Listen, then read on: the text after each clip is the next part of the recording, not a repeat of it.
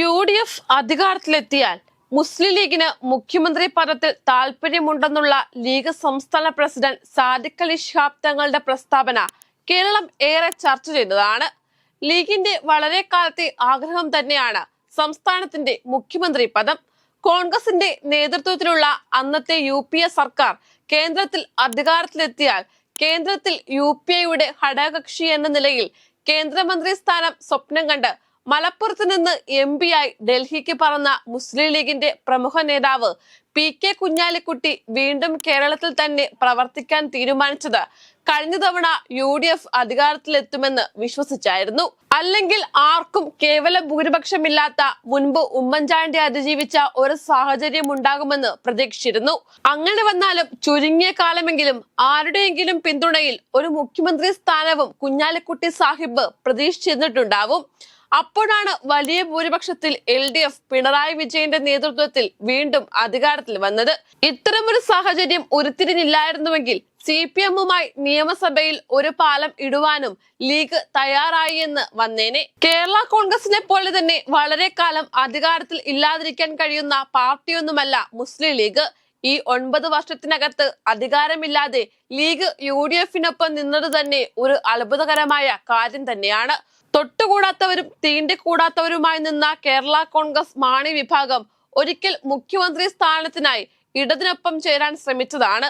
അതും കോൺഗ്രസും മാണി ഗ്രൂപ്പും ലീഗ് എല്ലാ സഖ്യത്തിൽ ചേർന്ന് മത്സരിച്ച് ഉമ്മൻചാണ്ടി വെറും കേവല ഭൂരിപക്ഷത്തിൽ മാത്രം അധികാരത്തിലെത്തുന്ന സമയത്ത് KM മാണി ജീവിച്ചിരുന്നപ്പോൾ അദ്ദേഹത്തിന്റെ ഏറ്റവും വലിയ ആശയവും അഭിലാഷവുമായിരുന്നു കേരളത്തിന്റെ മുഖ്യമന്ത്രിയാവുക എന്നുള്ളത്. തന്നെക്കാൾ ജൂനിയർമാരായ AK ആന്റണിയും ഉമ്മൻചാണ്ടിയും ഒക്കെ മുഖ്യമന്ത്രിയാകുമ്പോൾ അവരുടെ കീഴിൽ സീനിയറായ താൻ വെറുമൊരു മന്ത്രിയായി ഇരിക്കുക എന്നത് KM മാണിയെ സംബന്ധിച്ചു ഒരു കുറച്ചിൽ തന്നെയായിരുന്നു. ഒരു 6 മാസമെങ്കിലും LDF പിന്തുണയിൽ മാണി സാറിനെ മുഖ്യമന്ത്രിയാക്കാൻ LDF കിണഞ്ഞ് പരിശ്രമിച്ചതുമാണ്. ഇതിന്റെ പിന്നിൽ CPM-ന്റെ ലക്ഷ്യം ക്രൈസ്തവരുടെ ഇടയിൽ പ്രത്യേകിച്ച് മധ്യ തിരുവിതാംകൂറിൽ ഒരു വേരോട്ടം ഉണ്ടാക്കിയെടുക്കുക എന്നുള്ളതായിരുന്നു. ആ ലക്ഷ്യം മനസ്സിലാക്കി അതിനെ തടുക്കുവാൻ കോൺഗ്രസിലെ തന്നെ ചിലർ KM മാണിക്കെതിരെ ഒരുക്കിയ കെണിയായിരുന്നു ബാർക്കോഴ. KM മാണി അതിൽ തട്ടി വീഴുകയും ചെയ്തു. അതോടെ മാണിയുടെ മുഖ്യമന്ത്രി മോഹവും പൊലിഞ്ഞു. ഇന്ന് KM മാണി സാറിന്റെ പാർട്ടി ഇടതു സർക്കാരിന്റെ ഭാഗമാണ്. കേരള കോൺഗ്രസിന്റെ റോഷി അഗസ്റ്റിൻ തുടർഭരണ സർക്കാരിൽ മന്ത്രിയായി ഇരിക്കുകയും ചെയ്യുന്നു. ഇതേ മാനസികാവസ്ഥ തന്നെയാവും PK കുഞ്ഞാലിക്കുട്ടിയെയും മുസ്ലിം ലീഗിനെയും ഭരിക്കുന്നത്. വരുന്ന തെരഞ്ഞെടുപ്പിൽ UDF അധികാരത്തിലെത്തിയാൽ തന്റെ വളരെ ജൂനിയറായ VD സതീശന് കീഴിലോ KC വേണുഗോപാലിന് കീഴിലോ ഒക്കെ വെറും ഒരു മന്ത്രിയായിരിക്കുക എന്ന് പറഞ്ഞാൽ കുഞ്ഞാലിക്കുട്ടിയെ സംബന്ധിച്ച് അത് അപമാനകരമായിരിക്കും. ആ സാഹചര്യത്തിൽ കുറച്ചു കാലത്തേക്കെങ്കിലും മുഖ്യമന്ത്രി സ്ഥാനത്തിരിക്കാൻ വേണ്ടിയുള്ള നീക്കമാകും അദ്ദേഹം നടത്തുക. മുസ്ലിം ലീഗ് ഇപ്പോൾ 27 നിയമസഭാ സീറ്റുകളിൽ മത്സരിക്കുന്നുണ്ട്.